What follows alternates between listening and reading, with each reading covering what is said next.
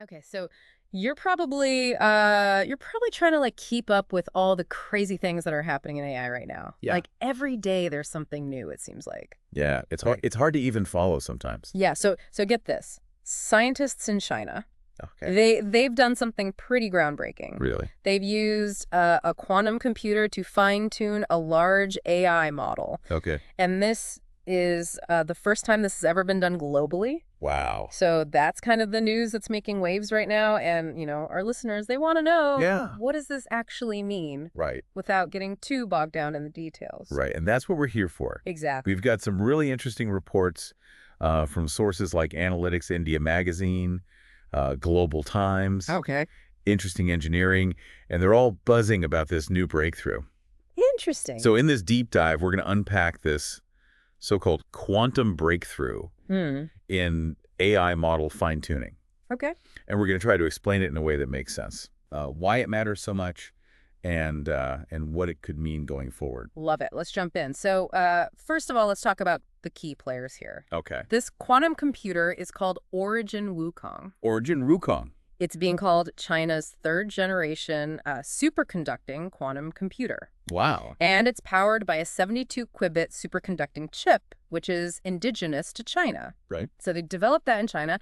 And now the really cool part is that this thing has reportedly done something no other quantum computer has done before, Okay. which is to successfully fine-tune an AI model that has 1 billion parameters. Wow. This research was done at the Anhui Quantum Computing Engineering Research Center. Okay. And it was a collaboration between Origin Quantum and a few other research institutions. Well, I think what's interesting to think about is that that's a really large model, Yeah. 1 billion parameters. I mean, even thinking about that in terms of today's supercomputers, these huge data centers, that's a ton of computing power required to fine-tune something like that. Hmm. So to do that with a quantum computer, I mean, this is really a first. Yeah, and when we talk about this fine-tuning, can you kind of break down what that actually means? Because we're not all data scientists here. Right. So like for someone who doesn't, eat, sleep, and breathe AI. So fine-tuning is like, imagine you've got this athlete, Okay. right? And they're really good at like general athletics, but now you want them to be great at a very specific thing. Okay. So maybe you've got a runner, Okay. but you want them to be a marathon runner or a sprinter. So you're going to fine-tune their training Got it. to be excellent at that particular thing. Okay. So a large language model, for example, has learned a ton of general information. Right. But fine-tuning takes that general knowledge and makes it way more specific, Okay. by giving it extra targeted information. Makes sense.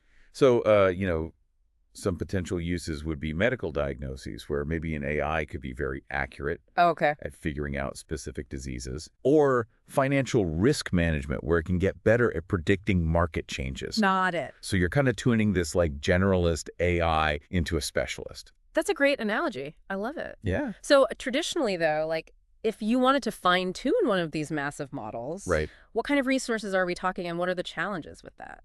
So traditionally, fine-tuning these large AI models takes a ton of computing power. Okay. You're essentially tweaking and retraining parts of this huge network Okay. of artificial neurons, and that takes a ton of energy and a lot of time. Okay. So, Yeah. and that leads to something that in the articles that we're reading, they call computing power anxiety. Computing power anxiety. Yeah. So, as these AI models get bigger and more complex, Right. resources they need just explodes, and that's a bottleneck for researchers Yeah. and for developers. So then how did Origin Wukong, this quantum computer, overcome that limitation and Right. actually achieve this fine-tuning? Well, the magic here seems to be in Origin Wukong's ability to do a lot of calculations at the same time. So they talk about how it can execute hundreds of these parallel quantum tasks per batch on its chip. So like multitasking in a way? Yeah, it can look at many possibilities at once, Okay. which is very different from a classical computer, which has to go bit by bit. Right. So a quantum computer can kind of juggle many possibilities all at the same time. I see. That's a very simplified way of explaining it. Yeah, no, that makes sense. But it's that parallel processing that is really powerful. So this parallel processing led to some pretty impressive results. It did. The articles mention a boost in performance after it was fine-tuned. Right. Can you give us like some of the actual numbers that they reported? Yeah, sure. So they had a pretty large reduction in the number of parameters Okay. in the AI model. So they cut it down by 76%, Wow. which is a lot. You would think that shrinking the model would hurt its performance, but that's not what happened. They actually saw an 8.4% increase in the effectiveness of the training. Okay. Um, and then when they tested this fine-tuned model on like a mathematical reasoning problem, Okay. its accuracy jumped from 68% to 82%, Wow. which is a huge jump. That is significant. And then they used it on a data set for psychological counseling dialogues, Okay. and they saw a 15% reduction in what they call the training loss, Training loss. Okay. which is just a measure of how badly it's doing. Got it. So a lower loss means it's performing better. Wow. That's pretty incredible to be able to cut it down by that much. Yeah. And still have better results, especially on that math problem. That's huge. Yeah, and I really liked one of the people from Origin Quantum, Du Mengen. He said, it's like equipping a classical model with a quantum engine, Right. allowing the two to work together. I love that analogy. Yeah, I thought it was great. So if we kind of connect that back to the big picture, Right. this could have some really big implications. Yeah. Because the cost of developing AI is just huge. Right. And if quantum computers can make it more efficient, then that could make it more accessible to way more people. Exactly. It lowers that barrier to entry Right. because the cost is such a hurdle for so many. Exactly. And this isn't just some theoretical thing anymore. Yeah, it's becoming real. Right. Chen Zhaoyun from the Institute of Artificial Intelligence said that this was the first real-world application of quantum computing in large model tasks, Right. which proves that the hardware that they have right now is actually capable. Right. They're not just talking about it, they're doing it. Exactly. And, it's also worth noting that this isn't like a brand new piece of equipment. Okay. Origin Wukong has actually been running since January of last year. Oh, wow. And it's already done over 350,000 quantum computing tasks Really? in a bunch of different fields, fluid dynamics, finance, even biomedicine. Wow. And people from 139 countries have actually accessed it remotely. Wow. Okay, so it's really a global thing. It is. Okay, so if this kind of quantum-assisted fine-tuning becomes more widespread, what are some of the tangible benefits Okay. that we might see in our lives, like in healthcare or Right. other industries? Well, so imagine medical diagnoses that are more precise and faster. Okay. So maybe we can get treatments to people sooner, Right. more effective treatment. Makes sense.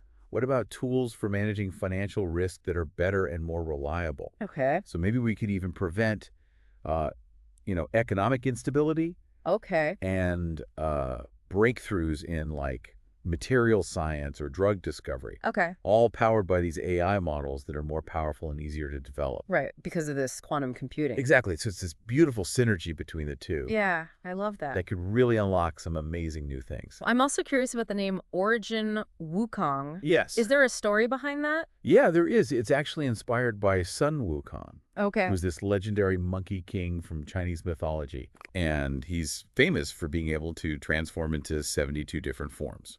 Oh, wow. So the symbolism is really nice. It's like this quantum computer is also versatile, Right. and it can be adapted to so many different problems That's across all these different industries and scientific fields. such a cool connection. I love that. It is. Now, while this sounds like a huge step forward, we've got to remember that this whole field of quantum computing is still a global race. It is. Right. Yeah, there are so many different people working on this Right. all over the world, in the U.S. and Europe and Canada. Right. This pursuit of practical quantum computing is a global thing. Yeah, but the researchers seem pretty confident that Origin Wukong is Right. one of the first platforms that's Right. capable of actually handling this kind of full-scale AI fine-tuning Right. and producing measurable results. Yeah, and it's true that many countries are investing heavily in this research. Right. But this specific success with the billion-parameter model, it suggests that China's work in superconducting quantum computing Okay. is really showing some promise Yeah. in real-world applications. So to kind of wrap up this deep dive, Okay. what's the key takeaway for our listener? So the key takeaway is that scientists in China have hit this major milestone Okay. by successfully using their quantum computer Origin Wukong Mm, to fine-tune this massive AI model. right. And this shows the potential of quantum computing to get past some of the problems Right. that we have with classical computing Yeah. and to potentially create AI models that are way more powerful Okay. and more efficient. And why should our listeners care about this? Well, it kind of gives us a glimpse into this future where AI could be so much more capable Okay. and so much more efficient. And it's going to affect all sorts of technologies Yeah. that you use every day, from Yeah. healthcare to finance. Makes sense. This is just another sign that these advances in quantum computing Right. are really going to change how AI evolves. I love so to leave our listener with like one final thought, Okay. what would you say? So as quantum computing keeps getting better Right. and it gets more integrated with AI, what kind of crazy new breakthroughs and Yeah. applications are we going to see Yeah. in the coming years? Right. And how is this quantum engine for AI Right. going to change how we interact with technology in ways that we can't even imagine right now? That's a great question. Yeah, it's definitely something to think about. Yeah, it is. So keep an eye on this space. Absolutely. Thanks so much. You're welcome.